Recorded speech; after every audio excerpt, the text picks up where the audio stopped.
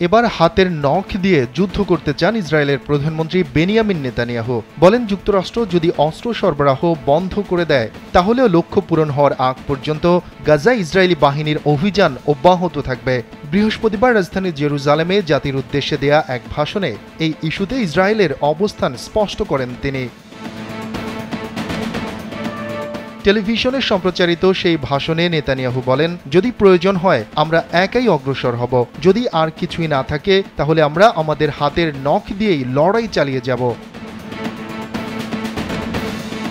গেল 7 October Hamas যোদ্ধাদের অতর্কিত হামলার জবাবে ওই দিন থেকেই গাজায় অভিযান শুরু করে ইসরায়েল। শুরু থেকেই তেল আবিবকে অস্ত্র সরবরাহ করে আসছে পুরনো ও বিশ্বস্ত মিত্র যুক্তরাষ্ট্র। ওয়ালটন ফ্যানের অ্যারোডাইনামিক ব্লেড ঘরের কোনায় কোনায় ঠান্ডা বাতাস ছড়িয়ে হাওয়া বদলে নেয়। এমনকি এই ইস্যুতে এতদিন আন্তর্জাতিক জনমত উপেক্ষা করেছে ওয়াশিংটন। অস্ত্র সরবরাহের পাশাপাশি গেল 7 মাসে ইসরায়েলকে বিভিন্ন নির্দেশনাও দিয়েছে যুক্তরাষ্ট্র। সেসবের মধ্যে সবচেয়ে গুরুত্বপূর্ণ দুটি নির্দেশনা গাজায় নিরপরাধ বেসামরিক ফিলিস্তিনিদের হতাহত হ্রাস করা এবং আরও দক্ষ ও নিখুঁতভাবে অভিযান পরিচালনা করা।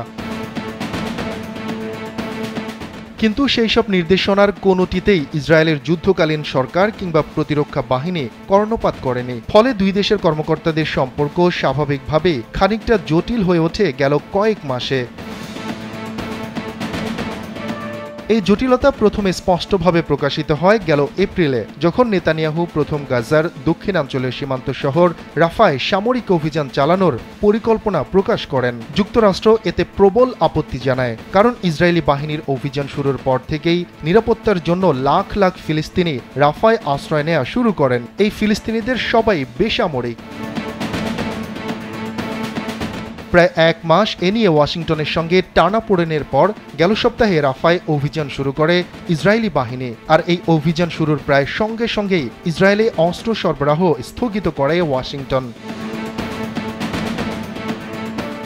বুধবার মার্কিন সংবাদ মাধ্যম সিএনএনকে দেয়া এক সাক্ষাৎকারে বাইডেন স্পষ্টভাবে বলেন, যদি তারা রাফায় অগ্রসর হয় সেক্ষেত্রে আমি নিশ্চিতভাবেই সেই অভিযানের জন্য অস্ত্র সরবরাহ করব না। বাইডেনের এই সাক্ষাৎকারের পরের দিন দেয়া সেই ভাষণে 1947 সালে ইসরায়েলের প্রতিষ্ঠাকাল স্মরণ করেন নেতানিয়াহু। বলেন, আজ থেকে 76 বছর আগে আমরা খুবই অল্প ছিলাম, কিন্তু অনেকের সঙ্গেই লড়াই করে আমরা স্বাধীনতা অর্জন করেছি। সে সময় আমাদের কাছে পর্যাপ্ত অস্ত্র ছিল না, আন্তর্জাতিক নিষেধাজ্ঞাও ছিল, কিন্তু একতা, বীরত্ব ও স্পিরিটের মাধ্যমে আমরা স্বাধীনতা অর্জন করেছি। এবারের লড়াইও আমরা জিতব। এ সময় অস্ত্র না পেলে প্রয়োজনে হাতের নখ দিয়েও যুদ্ধ চালিয়ে যাওয়ার ঘোষণা দেন বেনিয়ামিন নেতানিয়াহু। শফিকুল ইসলাম শান্ত, কাল বেলা ডেস্ক।